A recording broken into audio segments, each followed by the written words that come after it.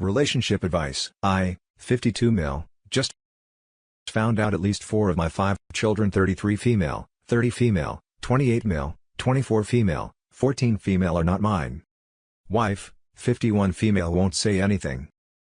First of all, I'm sorry if this ends up being long and rambling. I am not really in the best state of mind. My world has been turned upside down over the last couple of weeks. I just want to write as much context as possible so I can get the best advice needed for obvious reasons. I am not yet comfortable talking about this with my friends/parents' siblings background. I met my wife when we were in high school and we married in college. We have 5 beautiful children together. Really? I consider them a total blessing regardless of what I am about to bring up. And up until a couple of weeks ago, I thought that we had the perfect marriage. We were typical high school sweethearts. We go out together. We never fight. I feel like I've done everything a loving husband should do.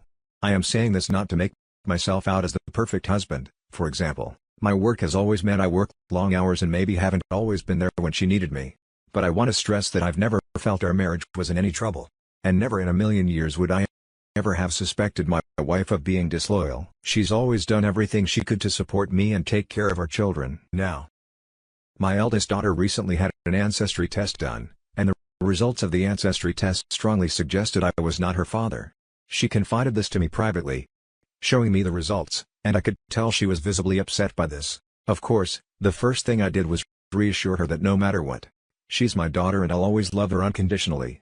But secondly, the two of us decided to get an official paternity test. Since the ancestry tests are not completely reliable, it comes back, and I am indeed not her biological father. This news really broke me. I'm ashamed to say I broke down in tears in front of my daughter. The combination of finding out about my wife's infidelity and how upset I was making my daughter by how I was reacting. I really wish I had kept it in for her sake, but I didn't. Following this, I asked my other children except my youngest to come and see me. I wanted to know the extent of my wife's infidelity. If it was a one-off, I could maybe work past it, especially given how long ago it would be.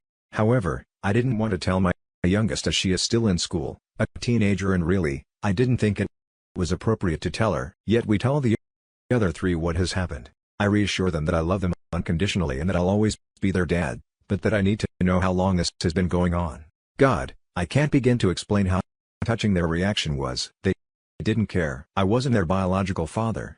They were just upset at how heartbroken I was. I feel like the only thing that has kept me going these last couple of weeks is their unwavering support. So we have paternity tests for each of the 3 done. Not only are none of them my biological children, together 4 of my children have 3 different fathers, which somehow made it worse. It's like she wasn't just having an ongoing affair. She was having multiple. I can't explain how this makes it worse, but it just does. So I confront my wife with this, expecting her to confess and beg for forgiveness. She doesn't confess. She doesn't even take it seriously. She says the tests must be flawed. All 4. How the hell am I supposed to take that seriously? I keep bringing it up and she keeps brushing it off, getting progressively more annoyed at me. When I bring it up, she will try and guilt trip me. We've been together since high school. Do you seriously not trust me, etc. But how am I supposed to trust her in the face of such overwhelming evidence? Now that I have rambled and explained what has happened, I guess let me ask a few direct questions for advice. 1. How can I reassure my children? This doesn't change anything between us. I feel like the way I have reacted total breakdowns has made them second-guess this, despite however many times I reassure them. 2. How do I handle my youngest daughter? I feel like our marriage is beyond saving, and I will need to tell my daughter something. I don't want her to know the truth until she's older, but I also don't want my wife lying and making me out to be the villain. 3. Is there any way at all, you think I could or should save my marriage? I've been with my wife my entire life. It's almost impossible to see a life without her. I know that the answer should be a clear-cut, leave her, but we have 5 kids together. If there's anything that can be done to save our marriage, I want to consider it seriously. Let's read some comments first. Before we read the updates, I wouldn't worry about trying to save the marriage. If she's still lying to you in the face of overwhelming evidence, then there's nothing left to save. Talk to a lawyer about how to start the divorce process and follow their advice to the letter. Sit your youngest down and have an age-appropriate conversation with her. Tell her that you and her mother will be getting a divorce, that it turns out that the other kids aren't your biological kids, that you still love them and are still their father, but you won't be able to stay married to their mother, that she can have a DNA test done as well if she wants, but that she doesn't have to. You'll love her and she'll be your daughter either way. She also doesn't have to decide that right now. Then take it one step at a time. Sort out the logistics of leaving, find yourself a new place and get yourself set up. From there, I'd start looking at ways to maintain your relationship with all of your children with the youngest.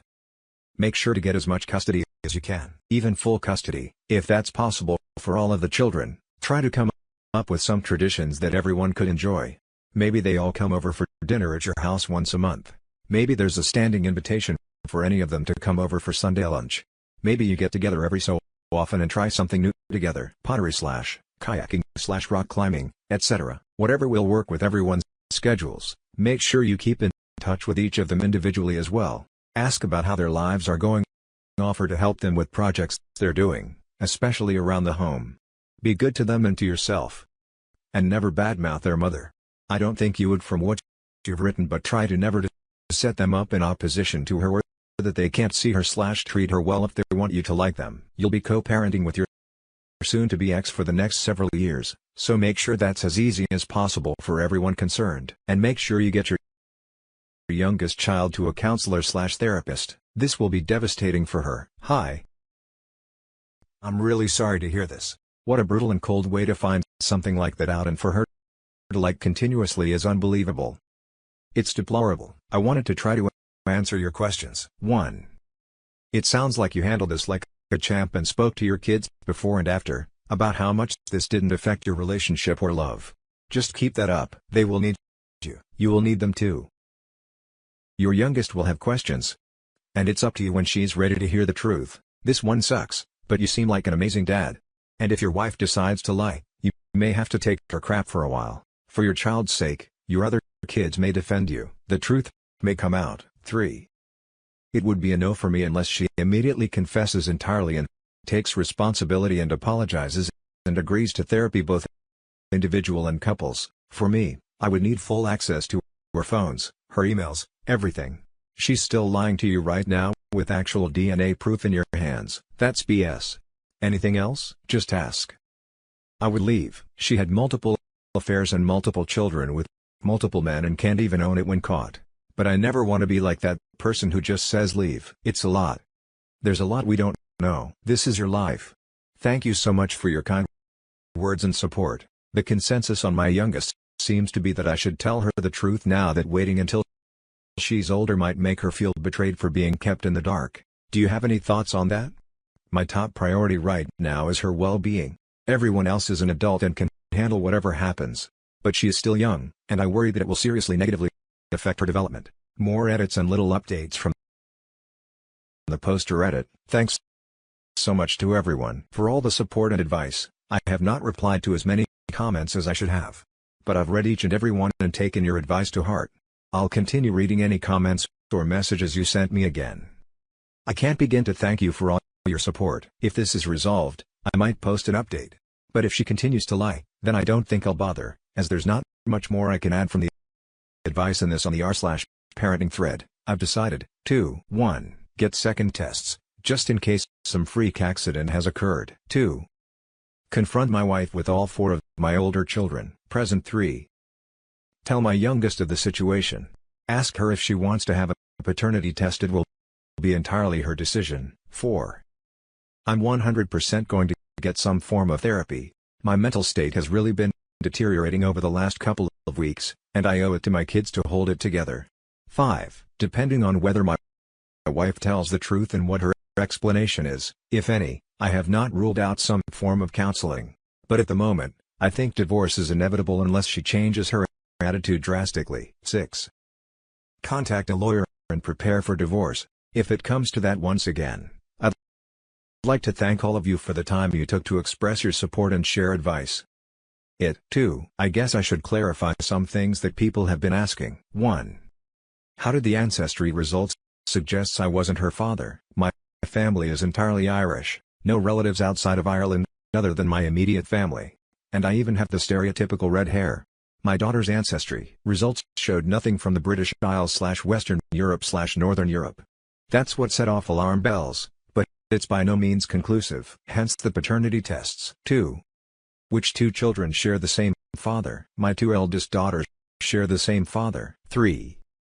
How did your wife conceive your children? Our eldest daughter was not planned. All the others were planned. Each time we conceived several months after we started trying. Our first 3 planned children were both our ideas, while she pressured me into having our youngest.